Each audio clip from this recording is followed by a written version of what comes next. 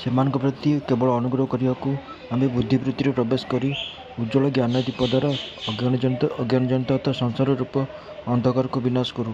ଶ୍ରୀ ଭଗବାନ କହୁଛନ୍ତି କି ଯେଉଁମାନେ ଏକାଗ୍ର ମନରେ ପ୍ରୀତିପୂର୍ବକ ଆମର ଆରାଧନା କରନ୍ତି, ଆମ୍ଭେ ଯେ ତାଙ୍କୁ କେବଳ ବୁଦ୍ଧିଯୋଗ ପ୍ରଦାନ କରି ନିଶ୍ଚିତ କରୁ ତାହା ନୁହେଁ। ସେ ବୁଦ୍ଧିବୃତ୍ତିକାଳ ଅଜ୍ଞାନଜନିତ ସଂସାର ରୂପ ଅନ୍ଧକାରରେ ବିକଶିତ ହୋଇ ନପାରିବ, ସେଥିପାଇଁ ଆମ୍ଭେ ସେ ଭକ୍ତମାନଙ୍କୁ ଅନୁଗ୍ରହ କରିବା ଲାଗି ସେ ଅଜ୍ଞାନଜନିତ ସଂସାର ରୂପ ଅନ୍ଧକାରକୁ ବିନାଶ କରୁ।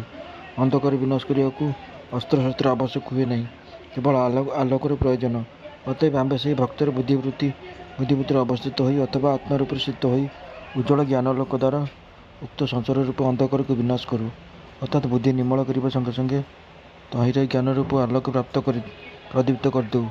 ସୁତରାଂ ଉକ୍ତ ନିର୍ମଳ ବୁଦ୍ଧି ସାହାଯ୍ୟରେ ଜ୍ଞାନୀ ଲୋକମାନେ ପରମାତ୍ମା ଜ୍ଞାନ ଲାଭ କରନ୍ତି। ଅର୍ଜୁନ କହିଲେ, ହେ କୃଷ୍ଣ, ଆପଣ ପରମବ୍ରହ୍ମ ପରମାଶ୍ରୟ ଏବଂ ମୁନିମାନେ ଆପଣଙ୍କୁ ପବିତ୍ର ସର୍ବଶ୍ରେଷ୍ଠ ନିତ୍ୟ ପ୍ରକାଶ ରୂପ ଆଦିଦେବ ଓ ଜନ୍ମଶୂନ୍ୟ ଏବଂ ସର୍ବବ୍ୟାପକ ବୋଲି କହିଛନ୍ତି।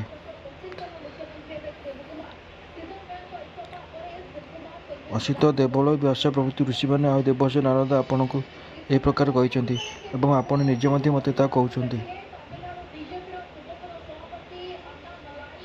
ହେ କେଶବ, ଆପଣ ଯାହା ମୋତେ କହୁଛନ୍ତି ତାହା ସବୁ ସତ୍ୟ ବୋଲି ମୁଁ ମନେ କରୁଛି। ହେ ଭଗବାନ, ଦେବତାମାନେ ବି ଦାନବମାନେ କେହି ଆପଣଙ୍କର ପ୍ରଭାବ ଜାଣନ୍ତି ନାହିଁ। ହେ ପୁରୁଷୋତ୍ତମ, ହେ ଭୂତଭାବନ, ହେ ଭୂତେଶ, ହେ ଦେବଦେବ, ହେ ଜଗତପତେ, ଆପଣ ନିଜେ କେବଳ ଆପଣ ଦ୍ୱାରା ଆପଣଙ୍କୁ ଜାଣନ୍ତି। ଆପଣ ଯେଉଁସବୁ ବିଭୂତି ଦ୍ୱାରା ସ୍ୱର୍ଗାଦି ଲୋକମାନଙ୍କୁ ବ୍ୟାପି କରି ରହିଛନ୍ତି, ସେସବୁ ଅଦ୍ଭୁତ ଆତ୍ମବିଭୂତି ସମ୍ପୂର୍ଣ୍ଣ ରୂପେ ବର୍ଣ୍ଣନା କରନ୍ତୁ। ହେ ପ୍ରଭୁ, ମୁଁ ସର୍ବଦା କିପରି ଚିନ୍ତା କଲେ ଆପଣଙ୍କୁ ଜାଣିପାରିବି ଆଉ କେଉଁ ପଦାର୍ଥରେ ମୁଁ ଆପଣଙ୍କୁ ଧ୍ୟାନ କରିବି?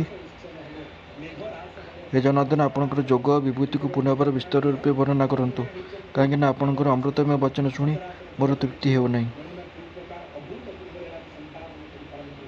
ଶ୍ରୀ ଭଗବାନ କହିଲେ, ହେ କୁରୁଶ୍ରେଷ୍ଠ, ଆମ୍ଭର ବିଭୂତି ବିସ୍ତାରର ଅନ୍ତ ନାହିଁ, ତଥାପି ପ୍ରଧାନ ଯେଉଁ ବିଭୂତି ଅଛି ତାହା ମୁଁ ତୁମ୍ଭଙ୍କୁ କହିବି। ହେ ଗୁଡ଼ାକେଶ, ଆମ୍ଭେ ସର୍ବପ୍ରାଣୀଙ୍କ ଅନ୍ତଃକରଣ ସ୍ଥିତ ଆତ୍ମା ଓ ଆମ୍ଭେ ସମସ୍ତ ପ୍ରାଣୀଙ୍କର ଜନ୍ମ, ସ୍ଥିତି ଓ ମୃତ୍ୟୁର କାରଣ ଅଟୁ।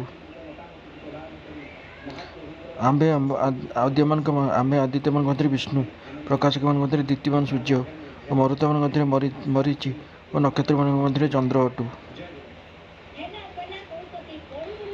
ଆମ୍ଭେ ବେଦମାନଙ୍କ ମଧ୍ୟରେ ସାମବେଦ, ଦେବତାଙ୍କ ମଧ୍ୟରେ ଇନ୍ଦ୍ର, ଇନ୍ଦ୍ରିୟମାନଙ୍କ ମଧ୍ୟରେ ମନ ଓ ପ୍ରାଣୀମାନଙ୍କ ଚେତନା ଶକ୍ତି ଅଟୁ।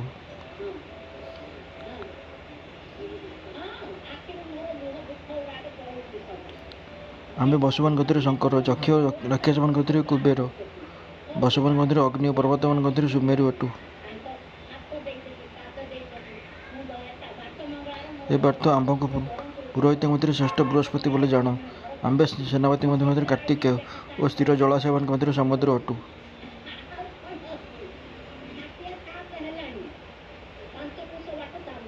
ଆମ୍ଭେ ମହର୍ଷିମାନଙ୍କ ମଧ୍ୟରେ ଭୃଗୁ, ବାକ୍ୟ ମଧ୍ୟରେ ଓଁକାର, ଯଜ୍ଞ ମଧ୍ୟରେ ଜପଯଜ୍ଞ ଓ ଅଚଳ ପଦାର୍ଥମାନଙ୍କ ମଧ୍ୟରେ ହିମାଳୟ ପର୍ବତ ଅଟୁ।